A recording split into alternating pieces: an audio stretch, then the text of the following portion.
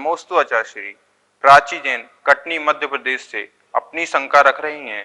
जब से मेरे घर में बच्चा आया है तब से मेरी सम्मेद शिखर की वंदना करने के भाव हो रहे हैं, तो क्या मुझे वंदना करनी चाहिए? कृपया शंका का समाधान करें। देखिए, ये तो बहुत ही अच्छी बात है। और निश्चित ही यदि आपके गर्भ में बच्चा आया है और सम्मित शिखर के भाव बन रहे हैं तो आप महापुण्यशाली जीव हैं। और आने वाला जो जीव है वह भी पुण्यशाली जीव है। कि सम्मित शिखर जहाँ से अनंतानंद सिद्ध परमिष्टि बने जीव, तो आपके वंदना के भाव बन रहे हैं। आपका स्वास्थ्य सही हो और आप यदि प्रारंभ के एकाध माह ही हो और स्वास्थ्य सही है तो आप संवेद शिखर के नीचे की वंदना कर लें, जाकर के वही नीचे से पर्वत के दर्शन कर लें। पर्वत को ना चढ़ो, क्योंकि आजकल अपना इतना शरीर ताकतवर नहीं है, शक्तिवान नहीं है कि हम इतना उसका वजन उठा सकें चढ़ने का। तो इसलिए आप पर्वत के नीचे से जाकर के ही भगवान की वंदना कर लो, या वहाँ भी जाने में सक्षम नहीं है तो आप भाव वंदना कर लीजिए घर में बैठ कर के, और अपने परिणाम रखिए। संबित शिखर के टॉक के बारे में प्रत्येक के दर्शन कीजिए, भाव बनाइए। तो इस प्रकार से बालक होते ही आप उसे भी दर्शन कराने ले जाना। संबित शिखर आपके मंदिर में दर्शन करने रोज जाइए। इस प्रकार से अपना स्वास्थ्य का ध्यान रखते हुए अपना आगे ये कदम उठाना। नमोस्तु आचार्य। अपेक्षा वेदा कारंजा लाड वासिम से 10 लक्षण पर साल में 3 बार आते हैं, क्या 3 बार मना सकते हैं? कृपया शंका का समाधान करें। 10 लक्षण पर्व जो हैं वो साल में 3 बार तिथि के अनुसार तो आते ही आते हैं और मनाना भी चाहिए। और चाहे तो हम 365 दिन मनाएं। उत्तम क्षमा के भाव तो हमेशा हो सकते हैं। उत्तम मार्दव धर्म, उत्तम त्याग धर्म, ये तो हमारे लिए जीवन पर्यंत ही हमको धारण करना है। लेकिन श्रावक जो है कंटिन्यू लगातार धर्मों को धारण नहीं कर पाता है, तो उसके लिए कहते हैं कि भाई कम से कम तुम साल में 3 बार 10-10 दिन का अभ्यास तो करो, जिससे तुम्हें मुनि बनकर के 24 घंटे वो पालन करने का भाव बने। इसलिए आचार्य भवन 3-3 बार साल में रखा कि आप भूल जाओ 4 महीने में तो फिर से आपको याद आ जाए, फिर आप भूल जाएं तो फिर 4 महीने फिर से आपको याद आ जाए। तो इसलिए आपकी याद बनी रहे, इसलिए 3-3 बार 10 लक्षण पर्व जो है श्रावक को मनाना चाहिए।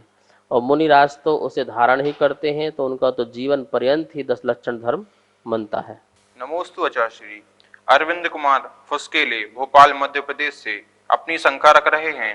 पार्श्वनाथ भगवान को किन कर्मों से लगातार 10 भावों तक उपसर्ग का सामना करना पड़ा? कृपया शंका का समाधान करें। पारसनाथ भगवान आप जानते हैं पूर्व भाव में ये किस पर्याय में थे? 10 भाव पूर्व। और उस समय अपने ही परिवार के किसी व्यक्ति को यह समझाया कि आपने गलत किया है, कि आपको ऐसा नहीं करना चाहिए था। तो बस उसका वह परिणाम, जिसको समझाया उसने बैर बांध लिया, और उस बैर का फल ये रहा कि 10 भाव तक चलता रहा। हमें शिक्षा मिलती है कि हमें उसी को समझाना चाहिए जो समझना चाहता हो। यदि हमने बीच में ही सलाह देना प्रारंभ कर दी, मतलब आज के समय में क्या हम पीछे इतिहास उठा के देख रहे हैं कि किसी की गलती दिखाना भी कितना दुष्परिणाम हमारे लिए हो सकता है। पारसनाथ की जीव ने सिर्फ इतना ही तो कहा था कि तुमने ये गलत किया है, और इतना गलत कहने मात्र से वह गलती दिखाने से साक्षात गलती की थी उसने, पर उसने एक्सेप्ट नहीं किया और उसको राजा से सजा मिल गई और उसने फिर तपस्वी का रूप धारण कर लिया।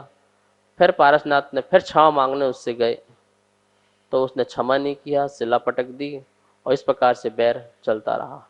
तो महानुभाव, किसी को अच्छाई बताना तो अच्छी बात है ही है, लेकिन किसी की बुराई किसी को बताना, उसके दोष निकालना, और उसके सामने बताना ये भी खतरनाक हो सकता है। कौन व्यक्ति कैसा अंदर से भाव बांध ले, कर्म बांध ले और बैर का संकट बन जाए।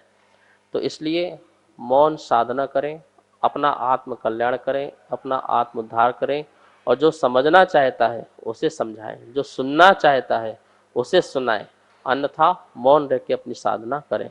तो पारसनाथ की जो 10 भाव पूर्व यही गलती हुई कि भैया ने गलती की और गलती को सामने दिखा दिया, तो वो उसका कर्म का बंध बन गया और बैर के कारण वो इस दुख से प्राप्त होते रहे दोनों।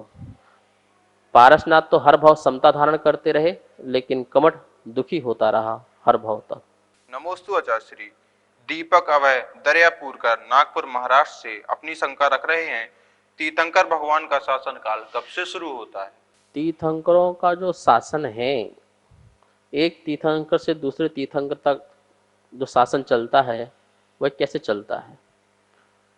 जो तीर्थंकर केवल ज्ञान को प्राप्त होने के बाद अपनी दिव्य ध्वनि प्रथम जो खिड़ती है, वहां से उनका शासन चलता है। शासन का मतलब ये नहीं क्या बोलते कि उनकी बात चलती है। उनने जो धर्म बताया है, वो धर्म को धारण करने वाले लोग उसे धारण करते हैं, तो शासन चलता है। तो तीर्थंकर जो है, जब दिव्य ध्वनि उनकी खिलना प्रारंभ होती है, तो वहां से ही धर्म तीर्थ का प्रवर्तन प्रारंभ हो जाता है।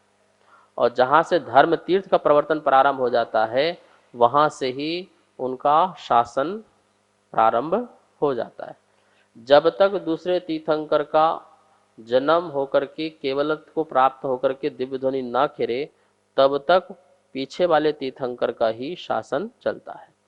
पारसनाथ भगवान का मोक्ष हुआ और यहाँ महावीर स्वामी जो हैं, जब इनको केवल ज्ञान की प्राप्ति हो गई तो 66 दिन तक दिव्य ध्वनि नहीं खरी, तो शासन नहीं चला।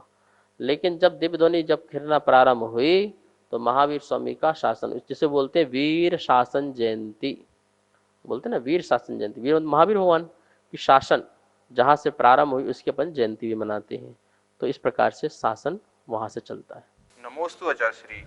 नेहा जैन न्यू रोहतक रोड दिल्ली से अपनी शंका रख रही हैं, सबसे शुद्ध माला किस धातु की होती है? कृपया शंका का समाधान करें।